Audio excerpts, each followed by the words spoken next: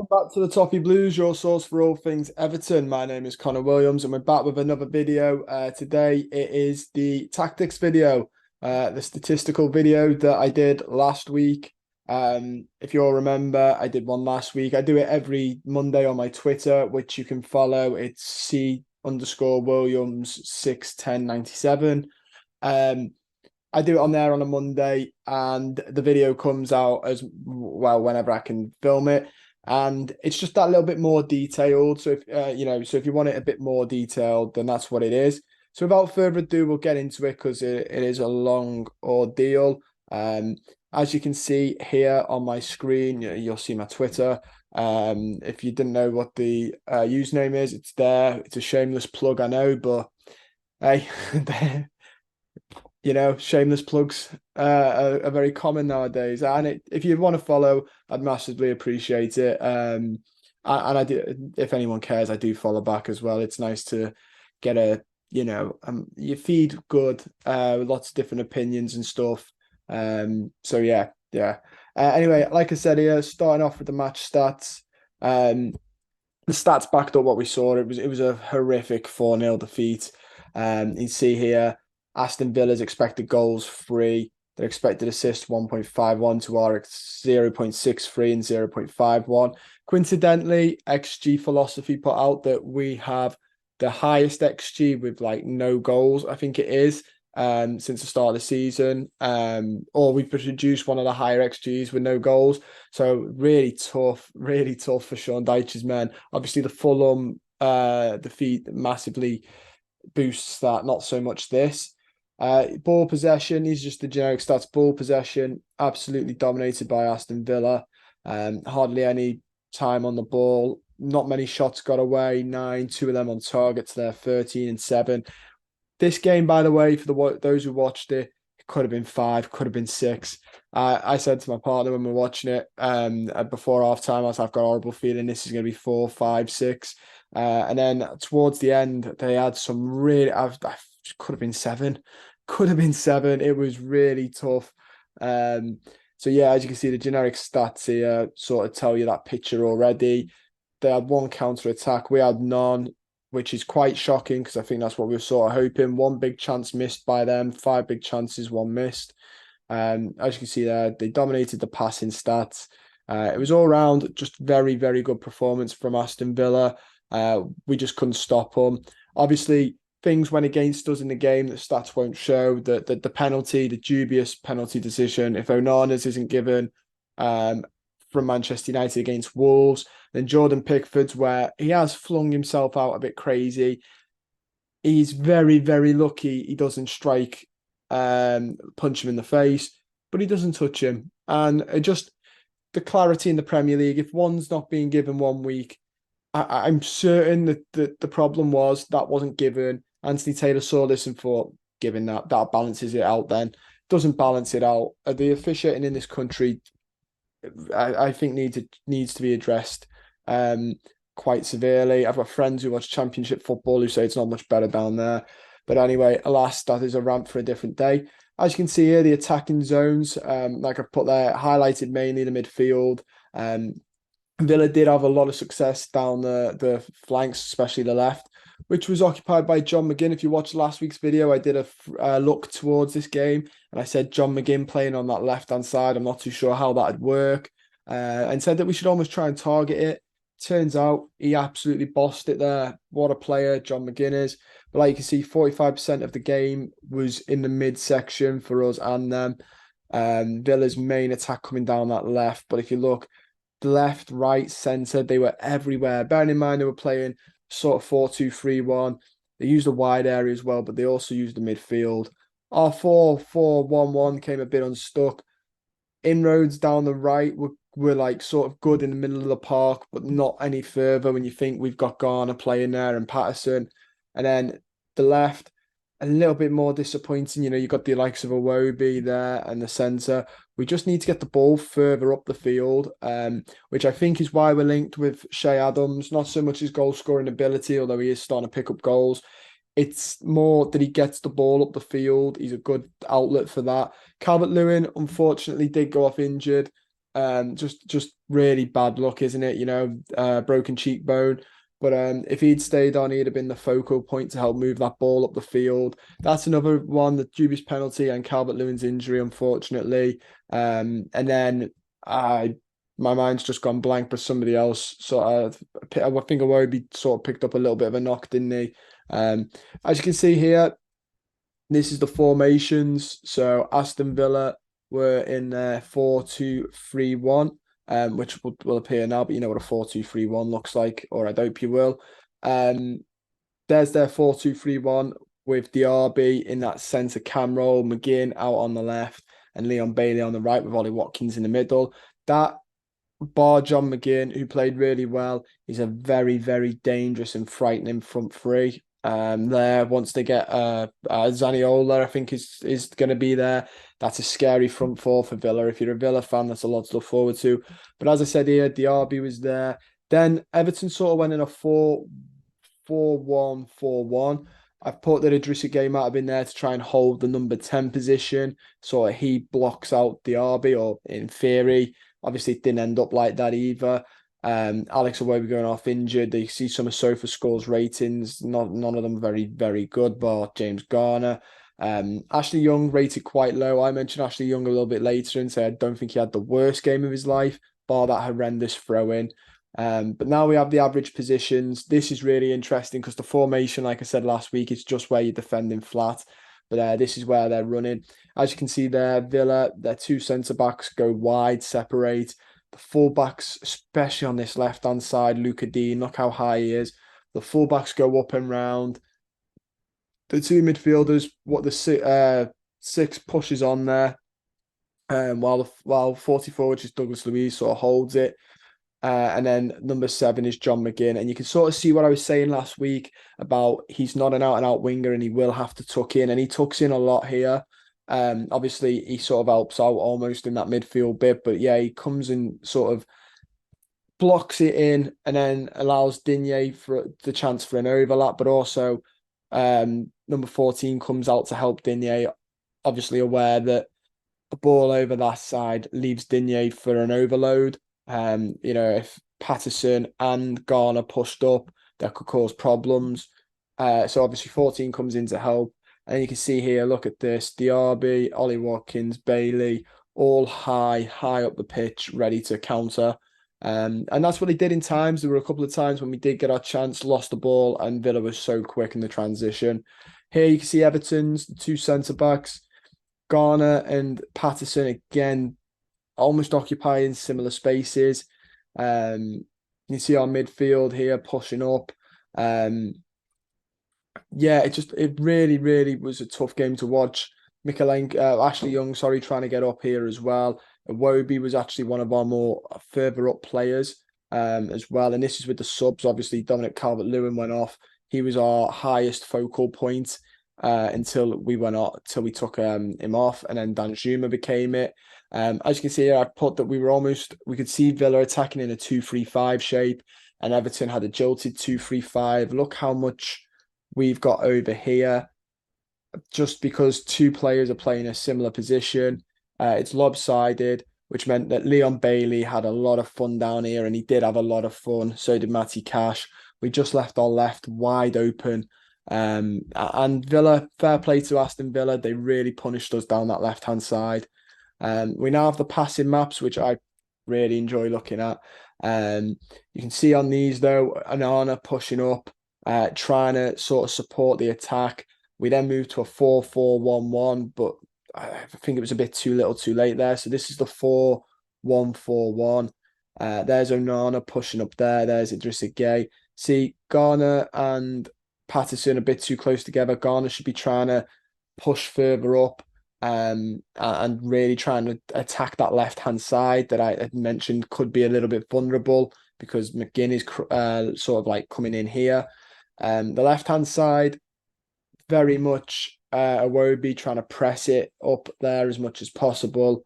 And this was while Calvert-Lewin was still on the pitch, I believe. So that is Calvert-Lewin there in the centre forward position. That is Danjuma.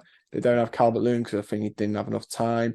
But as you can see there, that was sort of the position. So Onana was actually our more supporting player, but it wasn't the position we sort of knew. Decore is sort of over on the right, and then this is the 4-4-1-1. As you can see, again, right mid and right back too close together, occupying the exact same space. You could argue they swap, so when Patterson goes forward, Garner's coming backwards, but I don't think Patterson is getting far enough forwards if that's the case.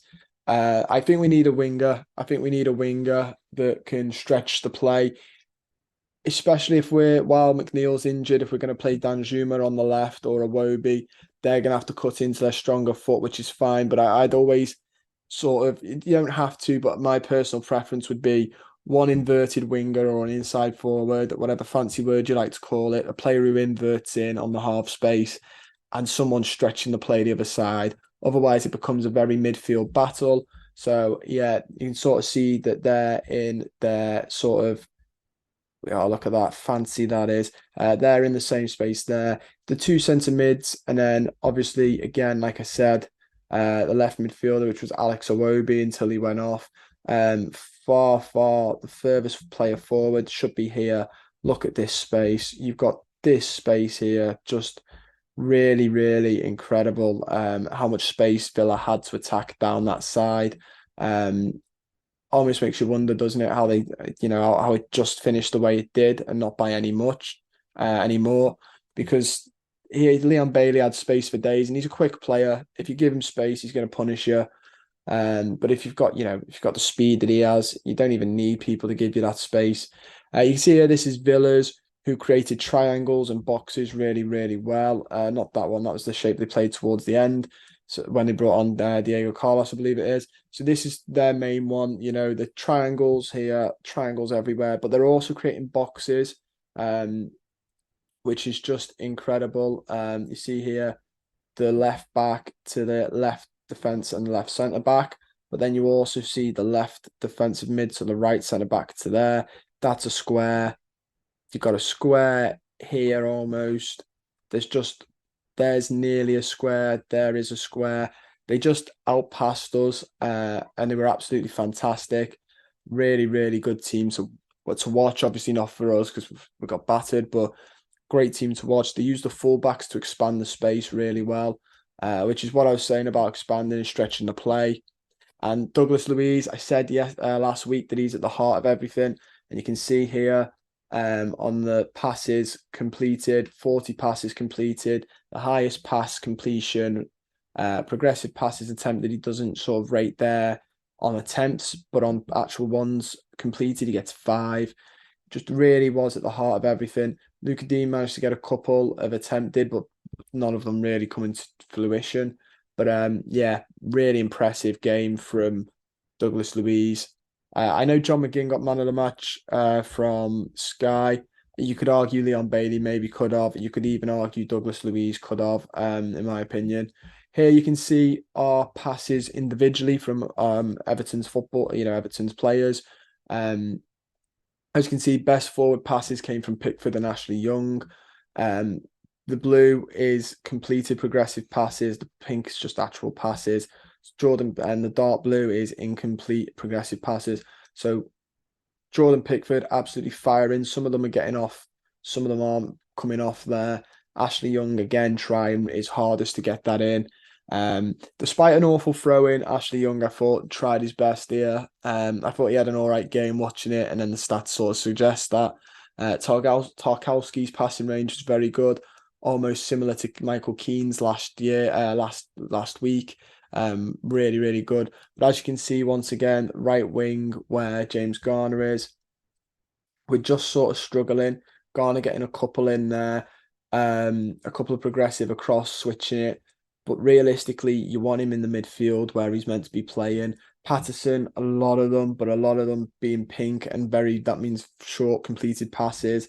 They will be with Garner again, and just struggling to get many crosses in. There's not many balls going into the box, which once Calvert-Lewin went off, it made no sense to start peppering the box. Danjuma doesn't look small, but I don't know if he's known for his heading accuracy. You see there, Jeremy Doku trending. I think he might go to City. And then we have the defensive actions. Defensively, like I've put, we were absolutely awful. There's no doubt about that, and you don't need the stats to back that up. Some of you'll be watching this going, "Well, I know we were awful. We got battered." But yeah, individual mistakes from the likes of Young, Michael Keane, ball watching, James Garner for the corner, sort of the free kick was it? He's James Garner's man, and James Garner let him run away. Decore also gave away, as it says here, far too many fouls from Decore up on the pitch here. All of these. Tarkowski, Onana, and Young were probably the best here. As you can see, Tarkowski solid here. He either recovered, intercepted, or cleared. Really, really solid. Solid game from him. Then you can sort of see as we move over to Onana, um, he won a lot of tackles and headers here, a couple of tackles, a couple of headers here. Did give away a foul and lost tackle lost here, but overall he was one of the more solid. It's actually quite bleak that I'm saying he was one of the more solid because the stats aren't saying he was brilliant. He was just one of our better players. And then we have Ashley Young finally. Again, very solid defensively down this left. A couple of tackles won, a couple of recoveries, a clearance in the box. But he did lose a header in the box, which is a bit worrying. And then the final bit of it was sort of looking at Michael Keane, who I've sort of not gone into too much detail about. But Michael Keane gets his own little segment.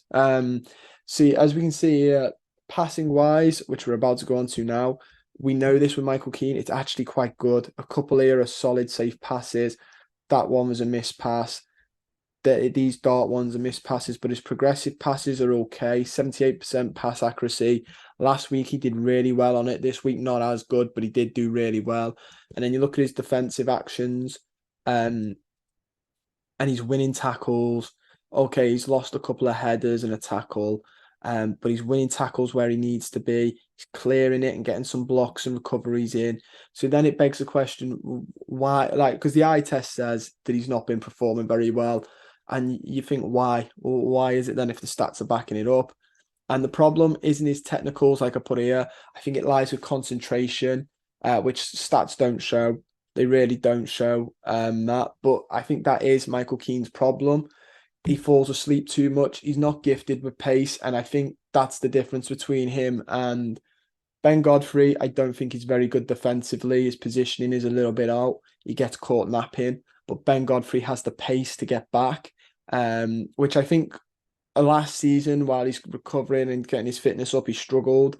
But I think the signs are there that if he didn't have pace, we'd be talking about him a lot more. But because he has that pace to get back, we don't. Michael Keane isn't gifted with that. So he's got no pace and his concentration levels aren't always the best. When he's caught napping, he is caught, especially against I don't think Godfrey's catching the likes of Leon Bailey either or the RB, but especially against players like that, you're just never going to get him if you're Michael Keane. This isn't the first time the Jamie Vardy incidents last season when we lost to Leicester. I think he was caught napping then as well. When you look at the mistakes he makes, they are just that. They're mistakes. They're not that he's poor, as in, look at him and go, he's always about, but technically he's awful. He just makes really poor mental decisions, which is mental sort of thing. Maybe it's confidence as well. But that's sort of why I was saying in the window he needs to go if he can get the chance. I think he needs to move on, refine his form somewhere else. But again, a couple of Michael Keane mistakes in this game cost us. He wasn't the only one. James Garner made a mistake as well, and Alex Young had one of the worst throw-ins ever. But yeah, just interesting on Michael Keane, and he'll be one to watch when Dyche continues to play him all season, unfortunately. But he'll be one to watch because, like I said, statistically and technical wise, he's there. He just concentration wise isn't. But yeah, my overall thoughts, I'll sort of share them at the end. But we'll quickly go on and have a look at Wolves, which hopefully you should be able to see now. But yeah, with Wolves, you can sort of see here that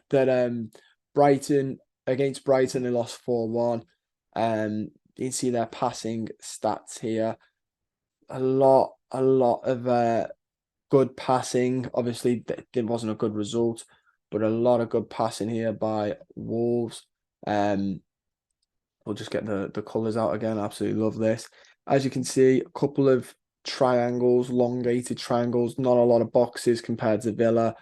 The left back pushing up really, really high there from the left back. And then the right back, Semedo, not so high. So they defend in a free. The right, left, centre mid, and left centre mid getting caught up together there. And then the striker, shadow striker, the 4-4-1-1, which is interesting because that's what I think we'll be playing next week. Very interesting to see how this works with that. But yeah, as you can see, Kuna getting some passes in with, I believe that might be Nunes on the left, and then on their right hand side, they've got Pedro Neto, who's a very, very good player. Nunes had the most passes attempted. He also had the second highest completed, joint highest completed with Kilman. Kilman, Dawson, and Gomez, all the best passers. Progressive passes mainly coming from Semedo and Neto. It wasn't a great game for Wolves. I think tactically our best chance is to sort of do what Brighton did and just keep pushing them in. Don't let them sort of play out. Don't let them play out and have time on the ball, because they will find. I think you can tell from this, they will find players very well. These pink lines mean expected chance of passes made, and that's quite high. Got to be careful of Pedro Neto. And also, if they play Nunes there, it'll be interesting. Obviously, it's very similar to what Villa did, and it cost us not taking advantage of this. Like, look at this, when they're passing, they're leaving this. We need to attack that. I don't think we're going to get much luck down here, but we need to attack that. But unfortunately, that's the Garner Patterson side. And if we're not going to play Danjuma or Iwobi on the right, I think we are going to struggle getting that in. But yeah, also the left, going to be a busy game for Ashley Young or Mykolenko, it seems. But and also for the CDMs and the centre backs, these two are going to cause trouble. The thing with the shadow striker playing as a 10 is that he can try and draw defenders out. The CDMs will try to go with him, but ultimately him and the centre forward are going to be, there's our back line. They're going to be occupying. One of them could literally be occupying just on the shoulder. The other's in the half space here. The CDMs are too busy here playing with the other CDMs. It causes another defender to come out here, which then leads him to run in there. If there's a quick ball from their CDM that gets through ours, bang, he comes out, bang, there's your goal. So yeah, just gonna have to. I think ultimately we're just gonna have to press Wolves and try and not let them get much space in behind. I can see him sitting back, Sean Dyche, and it works if we can get some counter attacks. But to do that and to play the style he wants, we've got to have pace, and we have it in one aspect on one wing, but we need it on both wings. To be honest, we saw cameos from Dobbin. Maybe that's the way forward. We start playing a bit more of the youth. We just need both wings to be fully paced, get the ball down the line, and then get it in the box. Not saying that that's all Sean Dyche is capable of, or Sean Dyche's team, but that's what we would do best with here. But yeah, ultimately my thoughts on the Aston Villa game was, main points, we need a right winger to stretch the play. And help attack. Garner isn't a right winger, and we need a striker ready to come in, whether that be a Che Adams or somebody else. Big fan of Dominic Calvert-Lewin. I spoke about him on the channel and the abuse he's been getting, which is out of order. He's just extremely unlucky. He recovered. It took so long to recover. His dad had said this was the fittest he'd felt in 2 years. And he goes in for a header and he just gets clattered. It's just so unfortunate. But I hope he gets better, and I still would play him when he's fully fit. But obviously that needs to, he needs to go through Premier League protocols and stuff like that now. And a cheekbone takes a couple of weeks to recover, and then he'll have to wear a facial mask as well. I will say this, players who wear the masks tend to have a bit of form. I'm ready for that type of, if Dominic Calvert-Lewin could come back with a bit of, bit of that hunger that some of the masked men have in the past, brilliant. But ultimately, the main important bit is he just, recovers healthy and better and comes back. But yeah, that's my main taking points. Need a right winger in this window. We need a couple of players, but a right winger and a striker would be my two imperatives. That's all I've got time for. Don't forget to like the video, subscribe to the channel if you're not already. I look forward to reading your comments down below. See you soon.